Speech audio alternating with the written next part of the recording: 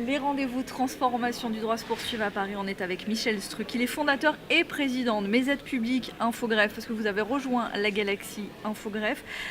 Je pense que là, on est dans la brique, on rajoute un élément dans la simplification. Parce que Mes Aides Publiques, c'est quoi? C'est pour s'y retrouver au milieu des aides, et ça s'adresse à qui? Exactement, c'est pour que plus précisément les avocats, les cabinets d'avocats puissent ajouter une nouvelle brique de conseil, qui est l'accompagnement aide publique pour les entreprises.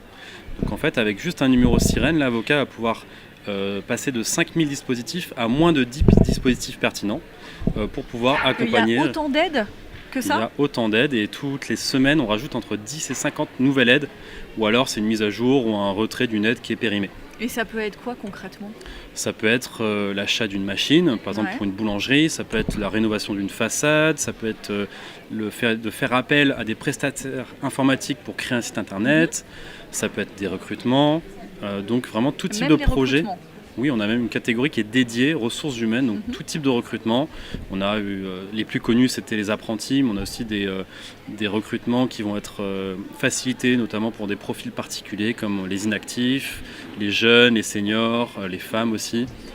Donc voilà, il y a vraiment tout type de projet. Donc là, on s'est focalisé sur le recrutement, mais c'est une catégorie parmi 15 qui sont sur le site. Donc on est à ces rendez-vous transformation du droit, on parle d'aide publique. Est-ce que ça veut dire qu'en fait on était complètement, il y a quelques années, dans la jungle des aides et des subventions et on ne savait pas comment s'y retrouver? Vous êtes arrivé avec votre solution. Il y a autant de travail à faire pour simplifier et mutualiser ces aides?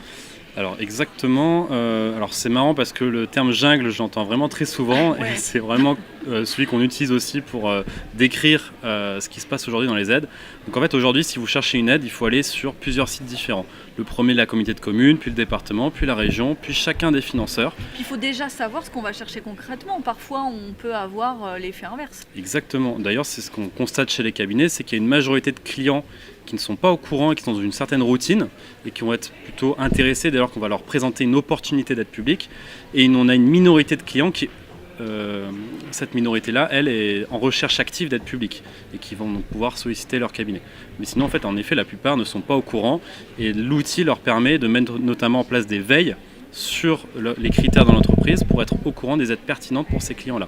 Et donc, dès que l'avocat est au courant d'une aide, il va pouvoir la présenter à son client. Il dire, ah voilà, là j'ai vu passer une aide pour refaire ta façade, est-ce que ça t'intéresse? Et donc là, le client va pouvoir répondre positivement ou pas à cette sollicitation. Donc dans cette transformation, vous êtes un outil de simplification, mais aussi vous pouvez pousser presque une expertise, une solution. Exactement, c'est-à-dire qu'on est vraiment la base qui va permettre à l'avocat de reprendre la main sur ce sujet-là, et donc de créer une nouvelle offre. Et donc l'offre, ça peut s'adresser aussi bien à des nouveaux prospect qui va pouvoir essayer de faire entrer dans le cabinet avec cette porte d'entrée d'aide publique, mais surtout aussi pour ses clients actuels, notamment sur la phase de développement et création, pour que ces clients-là puissent être au courant au fur et à mesure des aides publiques qui sortent pour son projet. Est-ce que vous vous rendez compte qu'il y a encore beaucoup de chemin à faire quand vous êtes dans un salon de ce type? Est-ce que vous êtes encore obligé d'expliquer qu'il y a une multitude d'aides et qu'il y a maintenant des outils? Est-ce qu'il y a encore beaucoup à faire? Alors en effet, c'est un vrai sujet parce que là, vous voyez sur le salon, on est les seuls. Et ça fait plusieurs fois que je fais des salons et qu'on est les seuls stands qui créent un outil pour rendre accessible les aides publiques. Et donc, chez les avocats, la plus-value de l'outil, il n'y a aucun problème. Ils disent, tout de suite, je vais pouvoir donc créer cette nouvelle offre qui va apporter de la valeur à mon client. L'ergonomie de l'outil, pareil, en disant, c'est bon, j'ai compris comment ça marche. Par contre, il y a un vrai sujet sur la méthodologie de recherche des aides publiques, mais aussi la méthodologie de commercialisation. Combien je vais facturer? Qu'est-ce que je mets derrière la facturation à mon client? Est-ce que je fais uniquement de la recherche? Est-ce que je vais jusqu'au montage de dossier?